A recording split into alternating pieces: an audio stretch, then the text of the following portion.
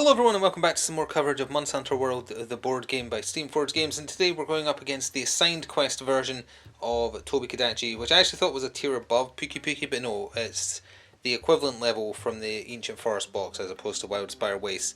So in theory it should be roughly the same difficulty as Puki, meaning that we'll probably have an edge damage-wise now that the Bow Hunter also has an upgraded bow. So they've got some 3 damage cards in there, a bunch of 2s, and they only have one single 1 damage card. So we should have a bit of an edge here. The assigned quest version is 35 time cards. You have to start at entry number 1 for the sake of going through the adventure phase first, aiming for the usual scout fly level 2 to 5 that we've never achieved once, I think, in all these videos we've done so far. Nevertheless, we're going to take on Tobi-Kadachi today. He's got a special mechanic regarding his AI cards from his passive called Shocking, but we'll cover that once we get through the adventure. So I will just say, as we're starting from entry point 1 here, I will most likely just take the earliest opportunity to go to the fight. The lore you have to read in these entries is not good, and I understand now why people have been saying, you know, they don't really like the adventure phase because it's a lot of cringy, poorly written narration. The choose your own adventure stuff is okay, assuming you don't get stuck in a loop like we did last time by finding that little mistake. But either way, entry number 1, always accompanied by the unmistakable scent of ozone, Tobi-Kadachi spears its way throughout the trees, dropping close to the ground in search of prey. Its hunger is legendary. No, it isn't. As is the static electricity rippling along its fur. You're prepared to hunt it, or as prepared as you can be. The beast awaits and you're on its track. So you can either head into the forest and get some Dragonite and Dragon Vein crystals, or you can go straight to where it was last seen, which is entry 34, discarding 6 time cards, which is the one we're going to do. So I presume 34 is the fight for Tobi. Let's just check. The air is filled with the hum of static as you suddenly find yourself face to face with your prey. Now's the time to fight. Yeah, we would gain 2 track tokens. That's not going to be enough to even get Scout Fly level 1. So he's going to be adding a front flip slam to his AI deck, which I'll do in a moment. But for now we have to discard 6 time cards. So 1, there goes a mystery, that's pretty good. A monster sleeps, keep hunting, 3 more, poison cup, keep hunting, and a keep hunting. Okay, only a couple of bad ones went there. On the subject of stats effects, Tobi can be poisoned. He's very resistant to paralysis though, and not that we have any ability to do like a lightning element, but he's immune to that, obviously. So we're ready to start the fight, but we've got to cover Tobi's passive. I also think I forgot to mention how much HP he has. The assigned version has 60 HP. His head has 1 armor, his tail has 1 armor, and his claws have 2 armor. So I think that is exactly on par with, well, maybe it was 1-star Puki that that's on par with, more so than the assigned one. He's got a lot of armor.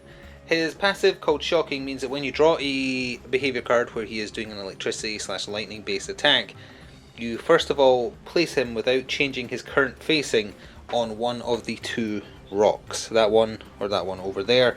This is to represent in the video game he can jump on walls, on trees, and then he kind of launches himself at people. So when you draw a lightning behavior, remove Tobi-Kadachi from the board, place him on the furthest rock from his current node without changing his facing. If they're equidistant, you can choose. Move any hunters that are on the node he ends up in out the way, and then resolve the behavior as normal. So a little bit more complicated, but just gotta remember it's the furthest rock he jumps to from wherever he is. On that note, let's draw his first AI card. He's attacking closest threat, which is the Gunlance Hunter, and it is a tail-based attack. In the video game, he doesn't really start up fully charged up. He usually has to get a bit mad first. So this is a Tail Spark. So he's going to attack at the sides, and it is electric, so we have to do the mechanic already. So 1, 2, 1, 2, 3. He's going to go to... Oh, also, he isn't actually... I mean, he is facing forwards like that, but his front arc is actually there, so he would start facing there. So he gets teleported to the furthest rock. He does not change his facing. Then you carry out the maneuver. So he would turn and go here, and then do the attack at his left and right, so nothing happens. And I think that's it. I did see someone say that in the Tobi-Kadachi fight, if you just stay away from the rocks, he will never hit you. I'm starting to, well, with the hard attacks in, because our defense is useless against a lightning element attack. But okay, fine. So I get to activate one of the hunters, but they can play 3 cards. I'm going to have to look and see who can do the most bang for their buck. Am I just going to do the turn 1 Wrath of Meow play again? Yeah, probably. And the fact that we can get to play 3 cards, yeah, I'm going with the Gun Lancer for sure. So he is just going to move in to the front arc right here. And we're going to play Guard Up as our first card, because his next AI card is closest again. So, well, I was going to say, so we want to buff up his defense. Although actually, the Guard Up does help your elemental defense as well, but you have to have some of that element defense to start with, and we have none for our lightning. Then we can play 2 cards. I could just go straight to a charged shell, which might be the best way to get some damage through. Or I could do 2 bursts, but that would use up 4 of my 5 shelling cards. Let's go for... we can do a break as well. Yeah, sure. So we'll do a burst. So I'm flipping 2 shelling cards. We draw 2 damage cards, and it ignores 1 armor, which is how much his head has. So it's just straight damage draw. So to his head, we are doing not a great draw, to be honest. 3 damage, putting him on 57.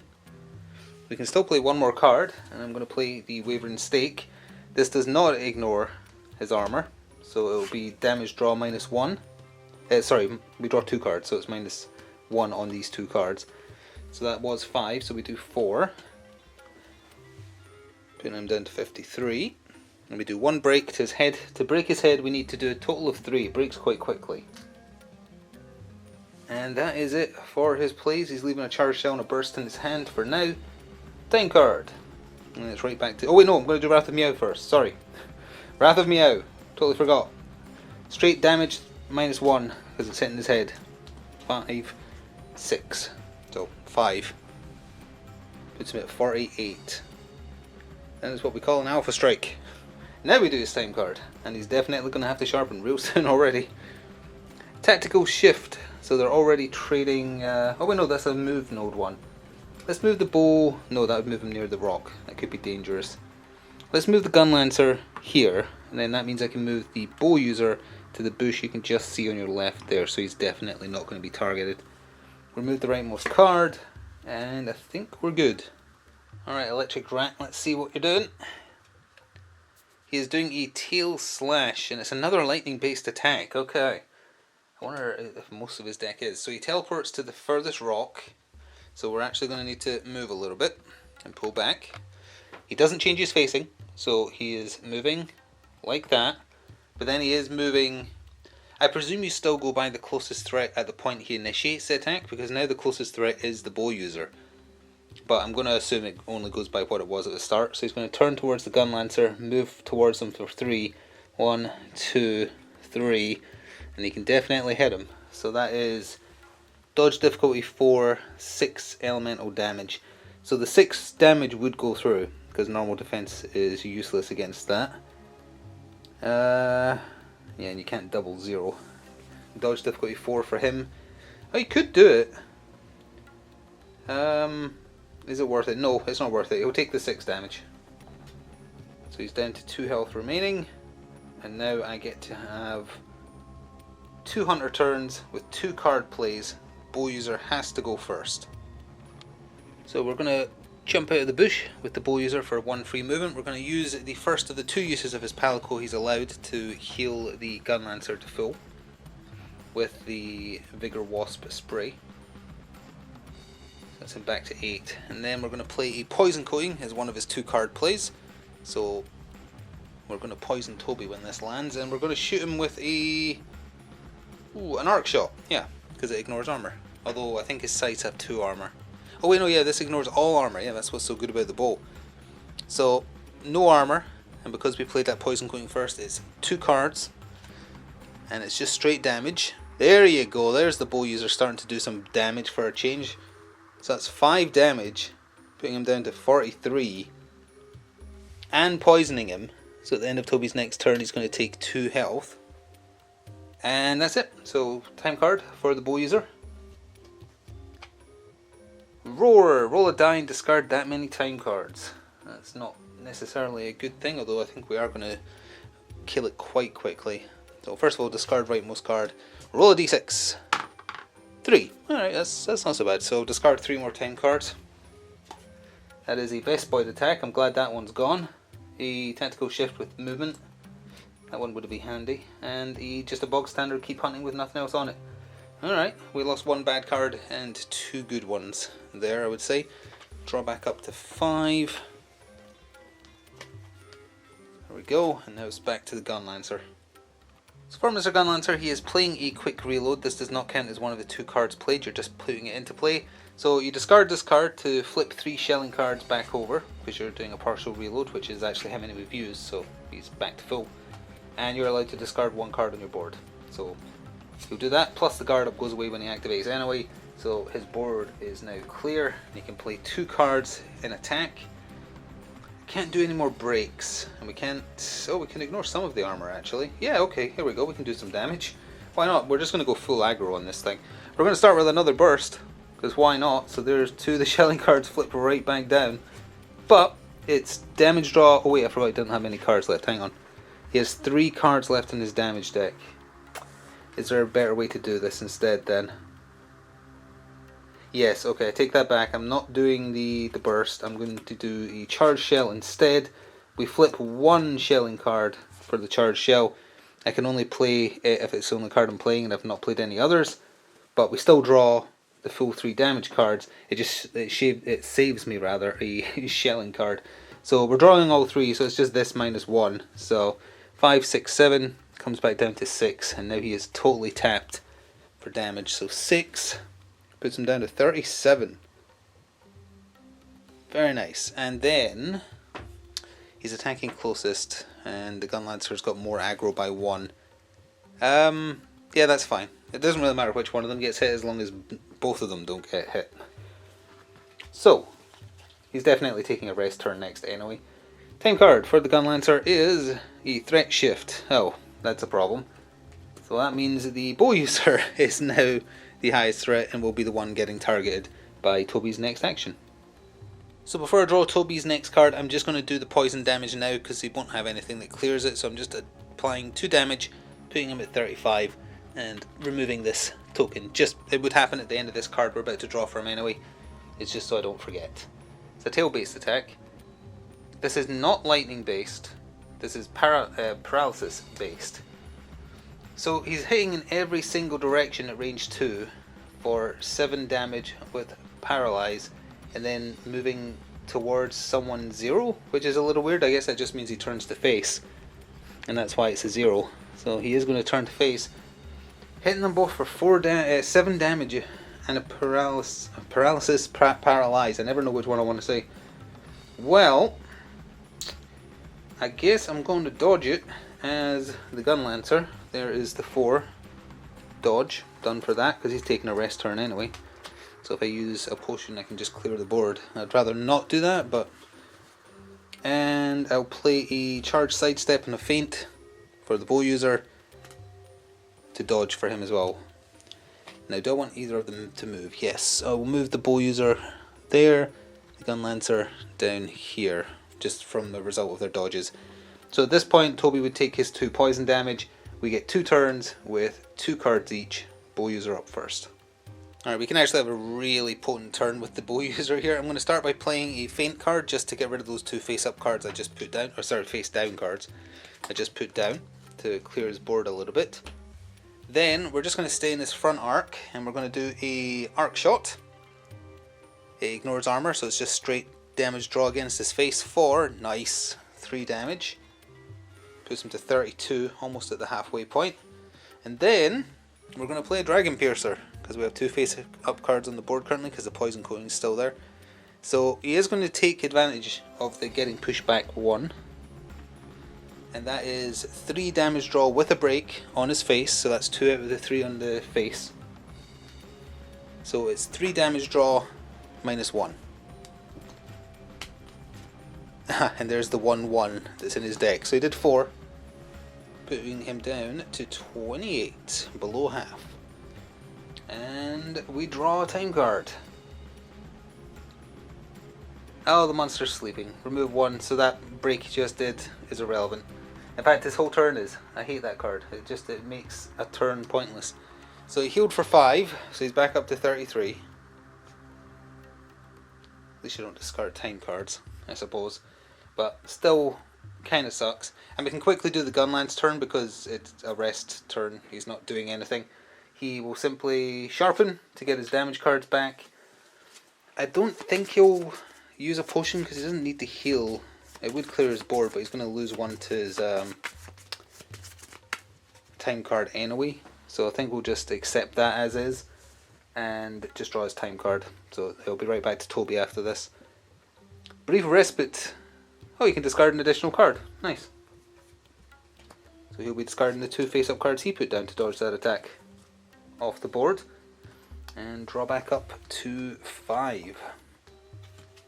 Alright, I hope he doesn't have to dodge because the cards in his hand are either worth 0 or 1. Alright, let's see what Toby is doing next. I kind of have to keep on using these faraway angles because he bounces off the rocks. Let's see. He's not doing that this time. Oh, who is he targeting? Closest. So that is the Gun Lancer. He is moving towards them for 2, so you'll go 1, 2 to shove them off. Now then, to make sure it doesn't hit the bow user, I'm going to have to put myself back on here. He's going to turn and face, attacking every arc except the rear. 7 with a paralyze and 5 dodge difficulty. Well, he ain't dodging that, so he'll take the hit, which means he has to discard down to 2 when he gets the effect. So I won't bother applying it, I'll just do it now. So which 2 cards do I want to keep in my hand? I guess I'll keep a burst and a charge shell and discard the rest. So he takes 7 damage. He's got 1 health left, but luckily we can heal him with the bow user. One more time with the palico.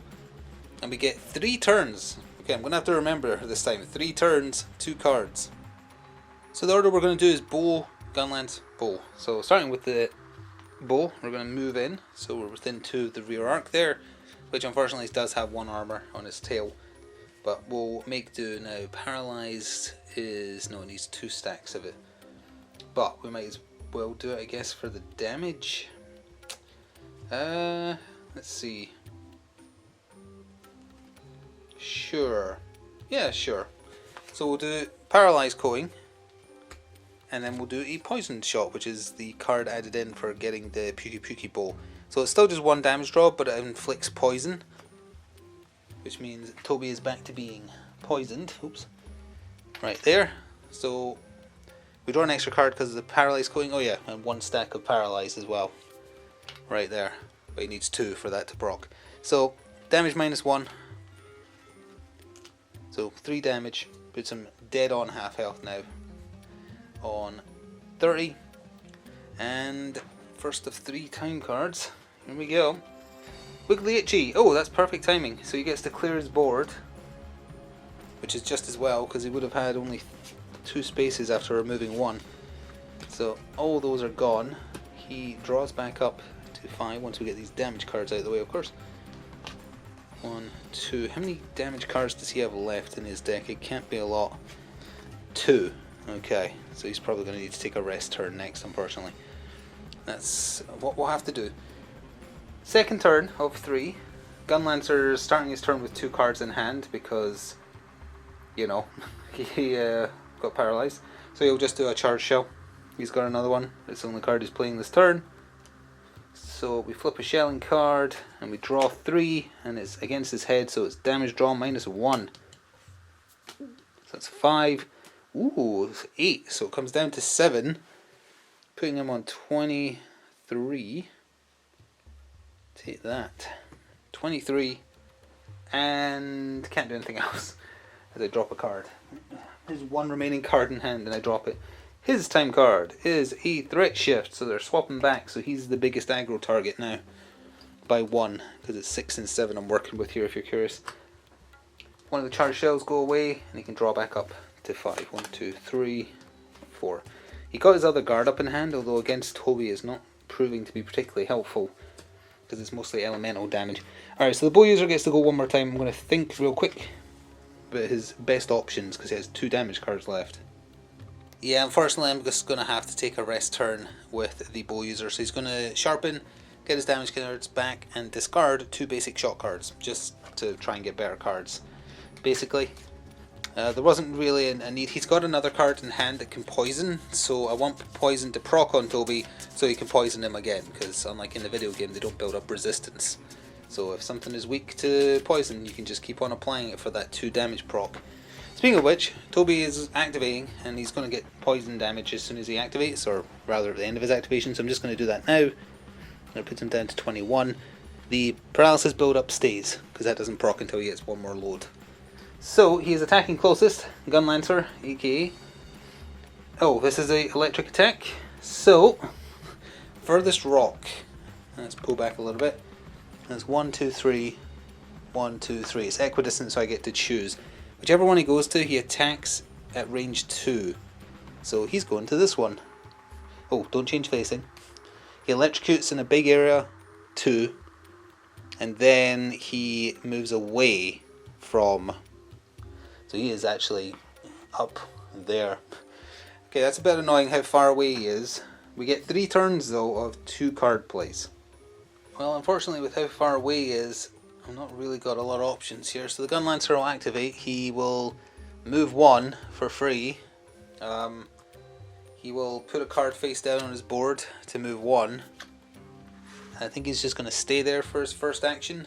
He can still play 2 cards, mind you. No, but to play the guard up. He should have played a guard up first. Sorry, I'm going to do that again. I'm going to retcon that a little bit. So he put up guard before he put down that face down card to move 1. Because that means the face down card goes away at the end of his turn. Because otherwise it would be the guard up, which is what we don't want. And he's just going to end his turn there. I guess he could technically sharpen. No, he can't sharpen because he played a card. So, never mind. I also just realised I was putting those on the wrong board because I was on the wrong side of the camera. There we go. Time card. First of 3. Threat shift. So the bow user is once again in danger. Let me discard that face down card.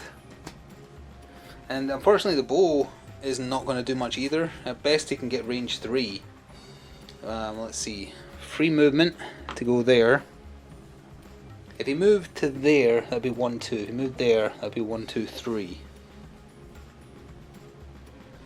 Do I have a range? Oh, I do have a range 3 actually. The charge shots can be used at range 3. They're better if point blank, but still. Yeah, okay, we can work this. I've got 2 charge shots in hand. We'll get rid of one of them. Face down, so it doesn't count as a card play. So now we're 3 away from Tobi. We're going to apply a paralysis coating.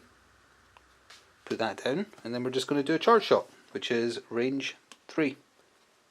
So it's 3 damage draw against his head. So it's damage draw -1, 3 cards in total. Okay, 5 damage. That puts him down to 16 remaining. More importantly though, that procs the paralysis right there. And once again I've forgotten what paralysis is out of the 2 options. I'll go check in a second after we do his time card. Power Toad. Oh, where were you before? Watch it affect him. Yep, okay, fair enough. So he won't be drawing back up to 5 because he has been paralysed by a toad. He still discards 1 card though. He's got 2 cards in his hand, so he just waits on that. So that paralyze inflicted on Tobi means his next behaviour card has a movement of 0. Now if it's one where he would teleport to a rock, I presume he would still not move because in the game he is jumping. He's not literally teleporting. So we're just going to have it, if it is a card, I don't know what he's doing next. I know he's targeting furthest, which is rare for his deck because that's the first card to do that. Either way though, we get to go one more time and we have to go with Gun Lancer. He's going to move for free onto the rock, which means we can do a free move to bounce off of the rock ourselves. And we're going to bounce over there and we're into his claws unfortunately, which means he's got 2 armor. Can I ignore any of that? We can play 2 cards. Oh, the guard up disappears as well. It was pointless playing that in hindsight. Should have played it this turn, but too late. We could ignore 1 armor with a burst. Ooh, and then smack him for a full burst. Yeah, let's do that. That sounds fun. So, burst. It ignores 1 armor, so it counts as 2 down to 1. So this is 2 cards, -1. Well, there's the -1. Ooh, bad draw. So he's down to 14 remaining. Then we're going to play a full burst because he still had 1 card face up on his board prior to that. Unfortunately, Tobi is 2-star resistant to being knocked out, so he needs another proc of that for it to do anything. But We flip 2 shelling cards, that's always shelling cards done as well. So this is 3 cards, damage minus 2. Well, ignore that card. Bad draw. 4 damage. That's puts him on 10. That's fine. The bow user could actually finish the job, depending on how lucky their kind of draw is. Oh, you know what? I totally forgot to heal the Gun Lancer at any point. During the bow user's turn when they were close together, he should have done it. I forgot. So unfortunately we're just going to have to roll with it. He's got 1 health. He's going to die. Well, time card for him anyway. 1 additional card discarded from board. That's perfect. I just looked and was like, why haven't I flipped over the healing Palico? Oh yeah, I forgot to use it again. He's very much in danger. Well, not as much because he's targeting the bow user for a change. It's still not great. Well, let's see what Tobi's doing, and I just realised because he's paralysed, the Gun Lancer probably is about to cart because the attack will happen over there. Rabid Bite. So he is going to move 4, but he can't move 4. I think during Paralyze you still turn to face your target though. You just can't move. Although in the video game they are like rooted to the spot. The Gun Lancer actually is in, like he's riding the line, so he has to count as being in the arc. So he's not dodging at dodge difficulty 5, so he is carrying. So we'll remove him there. It means we get our shelling cards back. We lose 2 time cards, so we lose a roar, which is perfect honestly, and a brief respite, which would have been good. But that's okay. And we clear his board. I'm just going to shuffle his ability deck now as well because he only had 2 cards left anyway. In fact, he didn't because I should have drawn those into hand. So he'll come back onto the board next. Although we only get 1 turn currently, so I think he doesn't come back on just yet. 1 turn of 2 card play. So the bow user has to do something. Now then, what can he do? Oh yeah, he has 2 cards in hand, I forgot. There's only really 1 play he can do then. I don't think he's doing 10 damage, but we'll move ourselves here so we're in the front arc, and we'll just play Poison Coating plus Poison Shot. I presume, it won't matter for Tobi, but I presume if he did this combination of cards, it's 1 application of poison, 2 application of poison, which would poison anything except the most resistant or fully resistant of monsters, I presume. Anyway, so this is an extra card draw, so it's 2 in total. Damage minus 1. Well, there's the 1 draw. So he's down to 8 health remaining. More importantly though, he's poisoned again. Get used to that, Tobi. But that was the only draw, or the only turn we're allowed, so it's straight back to Tobi. He gets poisoned. I'll do that in a second. So this time he is moving, and it's not an electrical based attack. So he's moving 1, 2. It's just a bog standard normal attack. Dodge difficulty 4, 6 damage.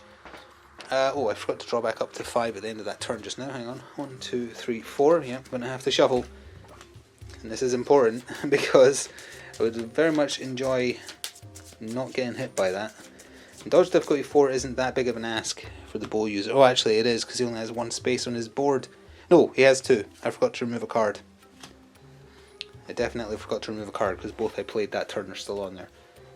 So he can play 2 cards that are worth dodge difficulty 2, and he doesn't draw 1.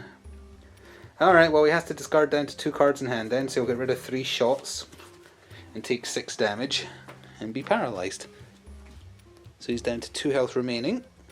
Boom boom, and then we're allowed to do 3 turns of 2 actions. Gun Lancer has to go first and he has to come on at one of the spawn points. I'm going to have to double check where all the spawn points are for the hunters. Well, conveniently, the hex, or the node rather, that the bow user is standing on and the one next to him are both potential spawn points. So the Gun Lancer's coming right back in there. You can share a node.